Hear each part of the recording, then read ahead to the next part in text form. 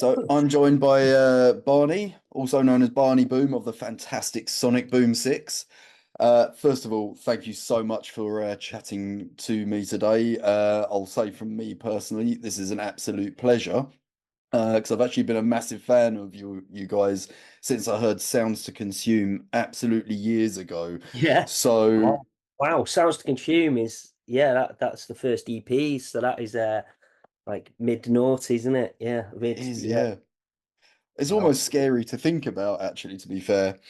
Yeah. Um, Now, I want to start off because 2024 has been quite a big year for you guys. You know, you've had the E-Generation album, you've played a few shows in the US, and you've actually been part of this, excuse me, Master of Trumpets compilation. Now, what's been the highlight of the year so far for you personally? I think we because we concentrated a little bit on America this time because we went through the rigmarole and uh the the the money of getting visas. We had a couple of little US tours, one on the East Coast and one on the West Coast, and both shows were based around a big festival, and then we had some little warm-up dates before it. Um, the festival that we played in the US in Philadelphia area called This Is Not Croydon Fest. They had Suicide Machines playing and a bunch of other amazing bands. That was amazing. And then in back in September, we played in LA with a lot of mainly Latin skacore bands. There's a huge scene for Latino ska punk and skacore and all that in LA. Bands that we don't really know that much over here, but are really big in their own native regions, and some of them are starting to get a bit more popular over here. So we played a festival called it was called Viojos. Let me have a look because I don't want to misname it because it is in Spanish. It was called, yeah, Viejos Tiempos Ska Fest, and we were over there with our friends La Pobresca, who are really great Latin Scarcore band, and then you've got Ocho Calacas as well, which means eight skulls, and they're really good, and a few of them share like members and brass sections and stuff like that. So I think those two gigs were the highlight of my year, to be honest. Yeah. Amazing. Now, you might not know the answer to this, but you mentioned the festival This Is Not Croydon. I don't Mhm. suppose you know where that name came from, because full disclosure, I'm calling you from the centre of Croydon right now. Yeah. So, Well, I think I did ask, right? There is a place called Croydon in the area, and it's kind of in that area, and I don't know if they used to have punk gigs there. I don't know the specific thing, but it's a bit of an in joke. So it started off, This Is Not Croydon Festival, but I think that there's a tune. I don't know. There's a kind of reggae tradition, or maybe it's kind of the US ska punk scene tradition of. I know the band Skinnerbox, who are a big New York ska band, who had a guy called King Django, who's still very active in the scene and runs a label. They did a tune called This Is New York," and it is not. It's like, this is New York and this is not London. This is New York and this is not Kingston. So it's a song that talks about establishing an identity to one scene and trying to stop aping other scenes too much. So I thought This Is Not Croydon Fest might be kind of a reference to that, but I might be wrong. I did ask, but it was at a brewery, so I don't remember. absolutely I don't fine. remember playing. Yeah, I was in a state of advanced refreshment, you see. No, I mean, I just found that one absolutely fascinating. I was like, has this little South London town actually made a name for itself across the pond to that degree? Yeah, I think it's a Um, different Croydon. Yeah. I had a feeling it might be, but I just wanted to try and find out. Now, you recently took on the Suicidal Tendencies song Institutionalized. What was the reason behind like this specific tune and why you wanted to cover it?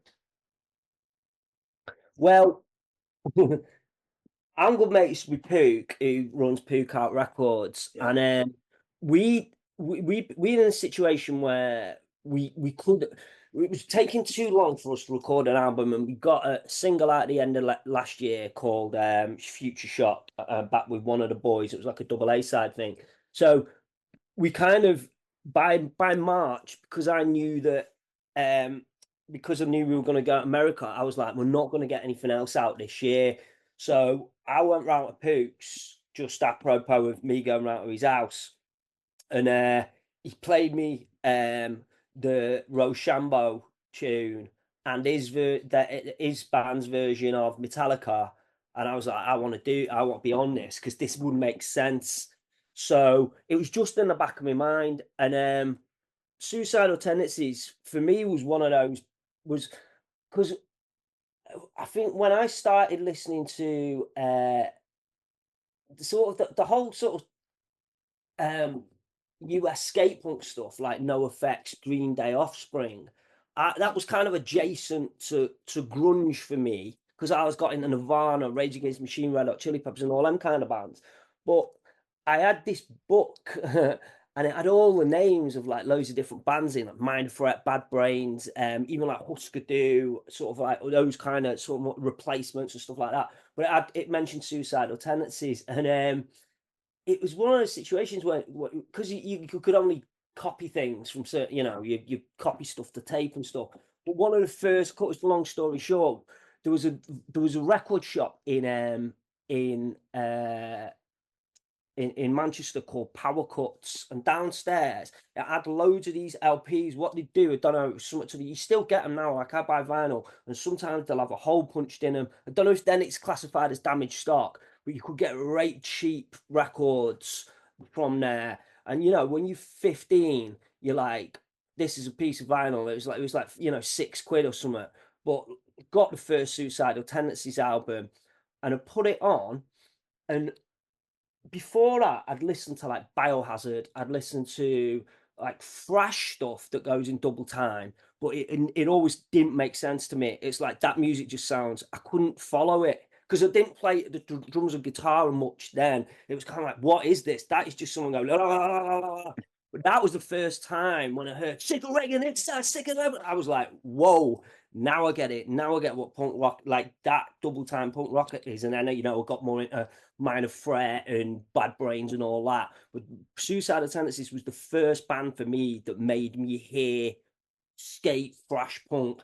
I'd listen to Metallica, Battery, da, da, da, da, but it's not as chaotic and energetic. And that kind of metal stuff, I liked some of it, but Suicidal Tendencies was like, whoa, that talks to me because it's much more on the floor. This isn't you looking up at people. This is stage diving. This is crowd surfing. Yeah. This is so it just talked to me. And then when we were talking about doing that, the record, I was literally just racking my brain, and like Leila and Nick came up with a load of tunes that they were like suggesting, and fair play to them, but it was stuff that was more on like like Poison and Motley Crue and all that, and I didn't want to do that, but I also didn't want to do something that wasn't metal. I didn't want to just choose an old punk song, and then I thought of that. Just thought doom doom doom doom doom doom doom doom, and I was like, oh, we could do that as a reggae groove, and then we did it, and it was just like, whoa, this was like meant to be, because when we get into we do the kick off in the chorus and everything, and then that just worked as just sort of more of a ska punk, angry, raggy punk thing, but the verse we managed to do like a reggae groove and then speed it up, and then as soon as the first time we played it was before anyone had heard it. So when we're playing the video of it, the live bit is people. Sorry, this is someone's dinging me out. Anyway, yeah, yeah, it was. As soon as we started playing it live, we knew that this was going to work because it's just that build and then it releases. So yeah, I'm trying to turn off me messages, but they're dinging through. Let me turn my phone off. Ah, it's all good. Don't worry about it. Yeah. So that the first time you played that was I think at the New Cross Inn, wasn't it? I want to say that was the second time we Was played that it, the but yeah, second? maybe it Oh, was maybe it was the first. Did we say it was the first time? You know what? We I reckon we played a little festival before that, which was the first time we played it. But that was just so we could play it live, because when we played it at New Cross, we played it twice so that we could get the video. God, yeah. Yeah. Now, from the Regeneration record, like, do you have a personal standout track, something that, like, you absolutely adore above all the others? Let's have a look. Regeneration. Sonic Boom. You know what? Like, let me see.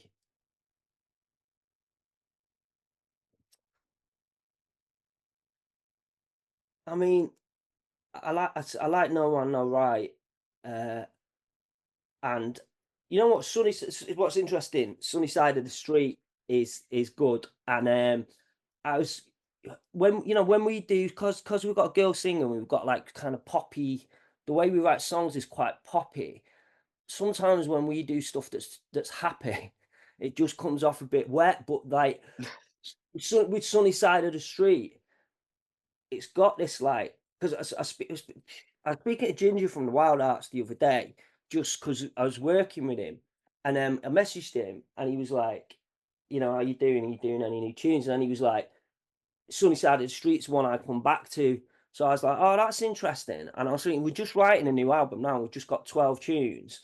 And I went, well, what is it about that works? Because we still play that live. People love it. And I was like, 'cause it's got a cheekiness to it. And then he replied, and he was like, he said it's like positivity, but like the Ken Loach version.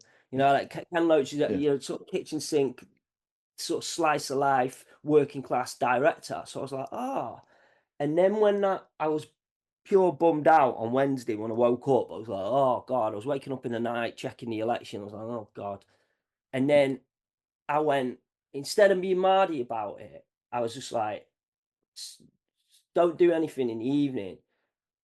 Um, Ginger's going on about Sunny Side of the Street. Channel this energy, this negative energy, into a new tune, and think about Sunny Side of the Street. And I've just been to see that horror film, Heretic, and it talks about different iterations of things in the plot. And one of them is this particular chord progression, which is sometimes all I need is the air that I breathe by the Hollies, and then that became Creep by Radiohead, and then that became a tune by Lana Del Rey, and then there's actually a tune I heard the other week by Olivia Rodrigo, and it's a chord progression I've always wanted to use in a tune, so just did that, and then it's pretty much worked, and we think it's going to be on the album, and it's like about that day, and it's about staying positive about it or whatever.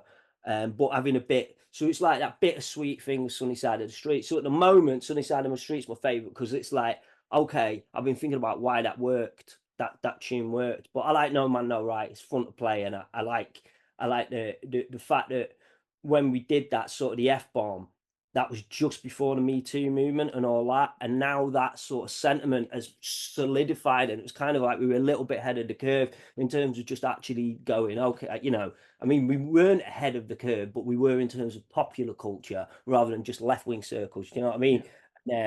So that's a tune I'm really, really proud of. No Man, No Right. But yeah, that's enough there, isn't it? That was a very comprehensive answer. I'm enjoying this. Now, obviously, you have been in America recently, playing some ska shows and everything.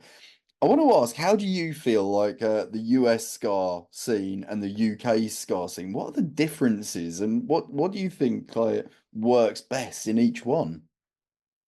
I think you know what? I don't think there's a lot of difference, because it's a musical style that the scene is very close knit now, and it's something that's kind of had peaks and troughs.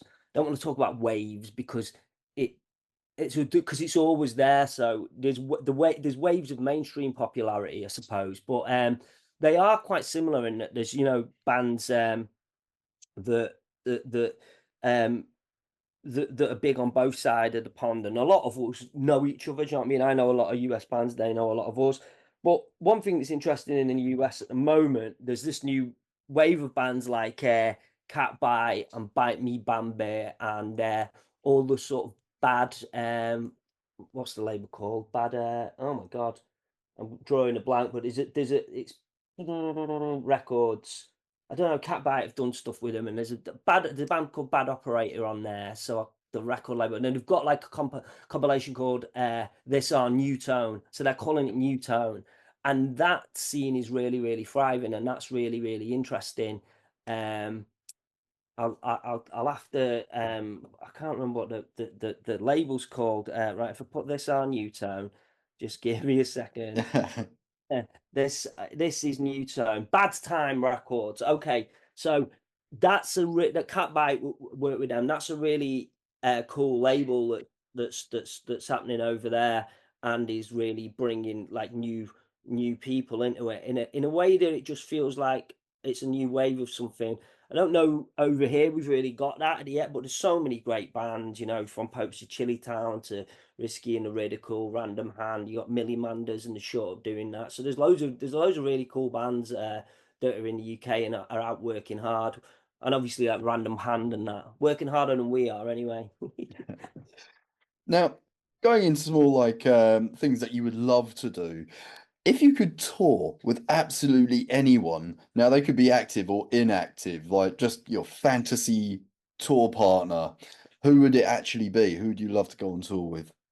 Well, selfishly, like the dancehall crashers, because they always I don't think they ever will get back together, but they've just always been one of my favorite bands, and I just never managed to see them live. It's one of those things when we started, we were playing all the time, so you know, Mighty Boss Tones would come over with dancehall crashers supporting, and you know, we'd miss them, and they were just always one of my favorite bands. I mean, I still listen. They're one of the few bands of I don't listen to a lot of ska punk music at all, but I do listen to dancehall crashes. I would just stick them on, and especially that live album of theirs. So you know, it'd be great to do some gigs with them. I don't think they're getting together anytime soon, but the one of the singers worked with No Effects, and she was doing the backing vocals and everything on that last tour. So you still sort of see her about, but I just love I think their sound is brilliant, and they can play any song, and it just always sounds great. So yeah, that'd be mine.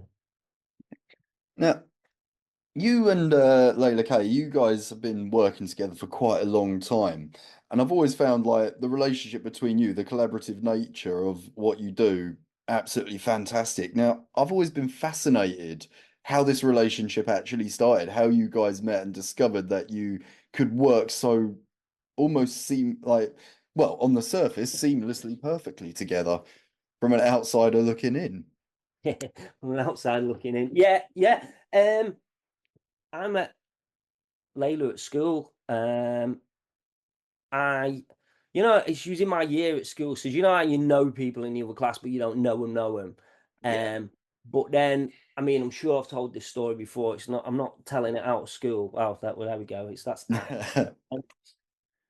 When we were in the second year. So what would that we used to call it second year, innit? But it's year nine. It's what people will call year nine now. She We had the Christmas party. So how would you be in year nine? I think you'd be 14, wouldn't you? Or even yeah, maybe you'd even be 13, or maybe 14, 15. I don't know. Anyway, it was the Christmas party in year nine, so you'd be able to figure that out. And she crawled in through the front door of the school with a she had these stripy pink and black tights on. She had a big hole in them, and her knee was covered in blood. She was pissed out of her head, absolutely steaming. So I went over and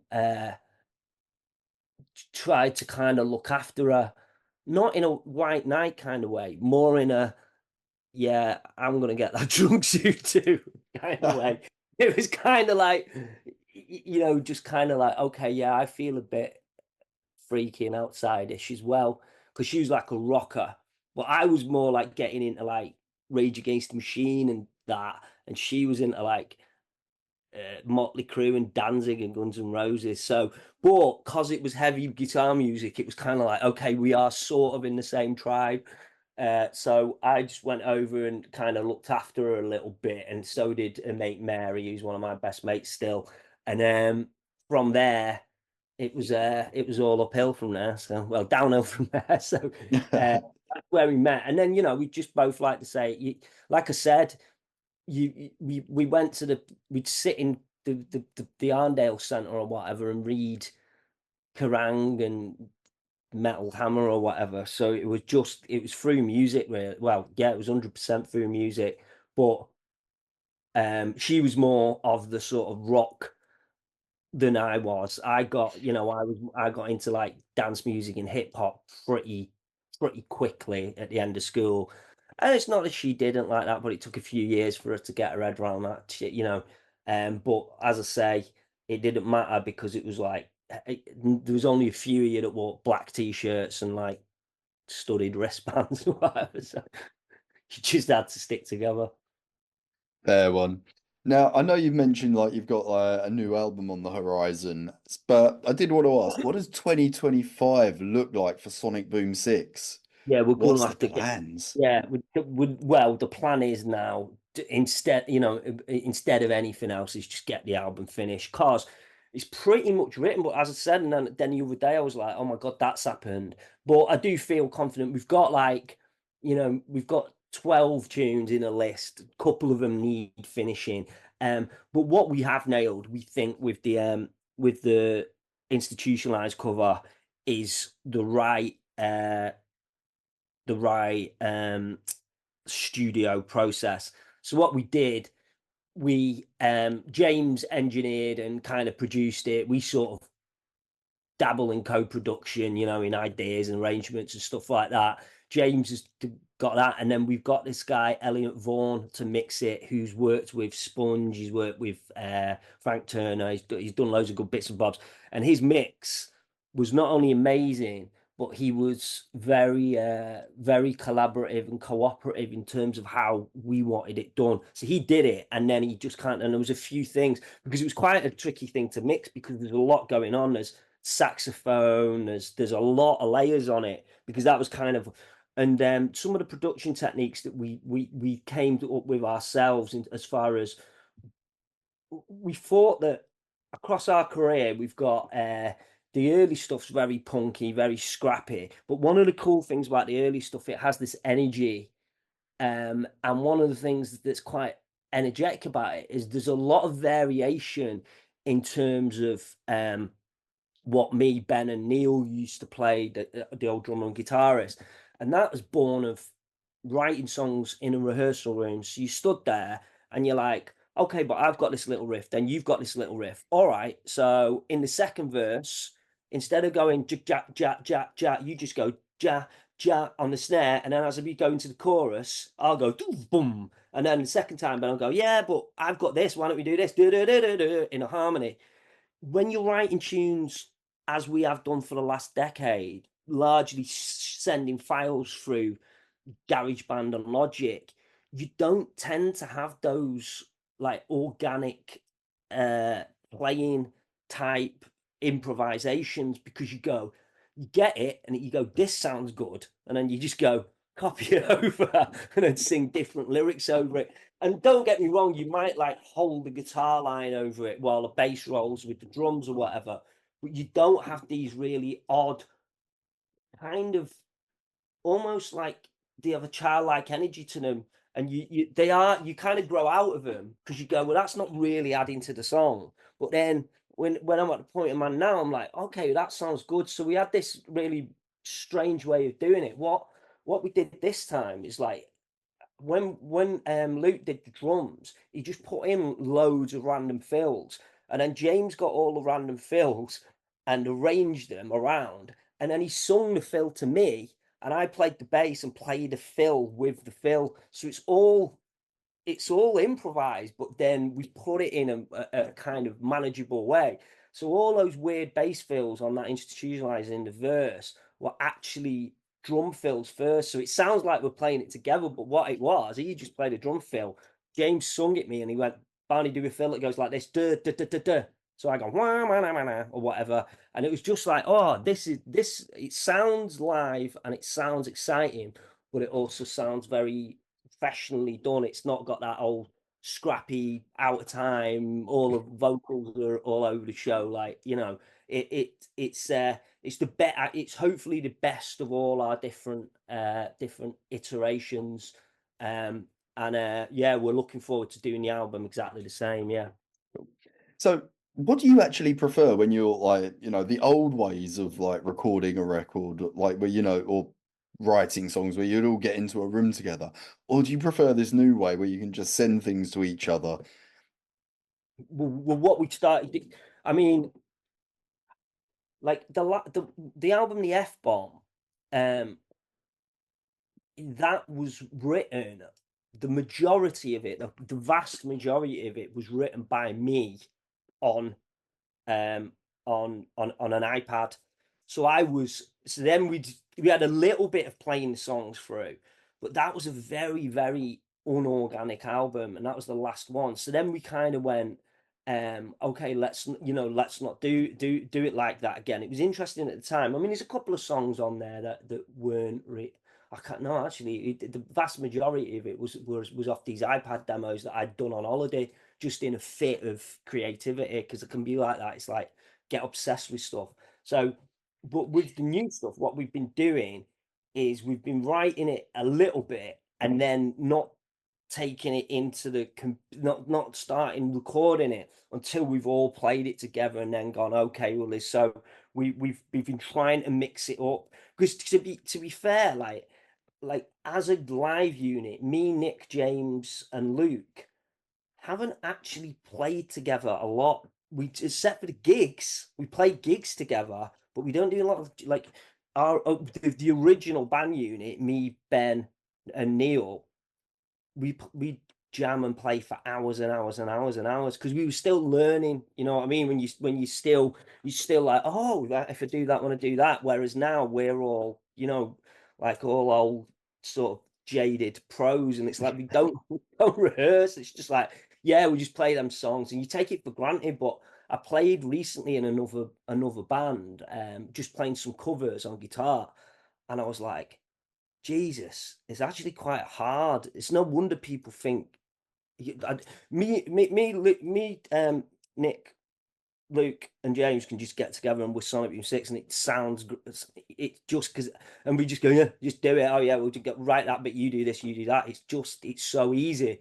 But with that ease comes, sometimes if it comes too easy, there's no energy to it. So that's what we want to do: get that chaos back in it a little bit and push ourselves out of our comfort zones. Because the a lot the difficult bit is when you're writing. It's like, who are we writing it for? Are we writing it for ourselves? Are we writing it for the fans? Are we writing it because you think it's going to make you bigger? It's always kind of a mix. But with this stuff, I think we're trying to it's kind of, we're trying to write for where we are at the moment, where the band is, and the fans that we've seen and what they react to. Kind of like, okay, well, that's cool, that's fun. They're all our songs. I'm not gonna be one of them that's like, oh, we're not gonna play our biggest song every night or whatever. Do you know what I mean? The fact that people will sing along with Sound of Revolution and put the fist in the air. By this point, I feel very feel very privileged that I can do that, because and we've still got our health, and we still look enough like we did 20 years ago that it's the same thing. So we should, we're lucky for that. So you'll be glad to know it's the last question because it's a Friday night. We don't want to be working anymore, let's be honest. So I've still got a bit I've got to do. I've still got bits and bobs. Look, yeah, it'll be another hour or something, but it's all right. sorry to hear that. I'm sorry I interrupted you now. Oh But no. the final question is, I mean, you've been like in the music industry for actually quite a long time. It's weird when it dawns on me that when a band I was listening to when I was doing a crappy job somewhere, like trying to figure Yeah. out what I wanted to do in life, which I'm still trying to do. Yeah, But aren't we all? yeah, what advice would you give to someone that's looking to actually get into the music industry and I suppose have a level of success? As far as like being an artist, I would say um, listen to a lot of music, even if it doesn't work for you. Try and figure why it connects with its audience. Try and figure out why it connects with its audience. So there's no point looking at this, like this band, The Last Dinner Party. A lot of people have got problem with them going about and being industry plants. It's just, come on, what industry plants? If industry could plant an artist in and they would immediately be successful, wouldn't every band be an industry plant? It's just, yes, there's nepotism. Yes, they're a bit, oh God, look at them. But why is that connecting with its audience? Instead of moaning about it, and if you're thinking everybody else is an idiot that likes them or that's just trendy, okay, well, why? How can you be trendy? Because I'm not about play from your heart. It's like if you want to be successful, don't stop listening to stuff. But what the main thing is, never try and bypass the the the um the have a look at how the game is laid out in front of you. And sometimes it's not that easy, but as far as things like promotion, marketing, um playlisting, radio, it's not always fair. And if you want to go F all that and I'm bypassing it, and that's fine.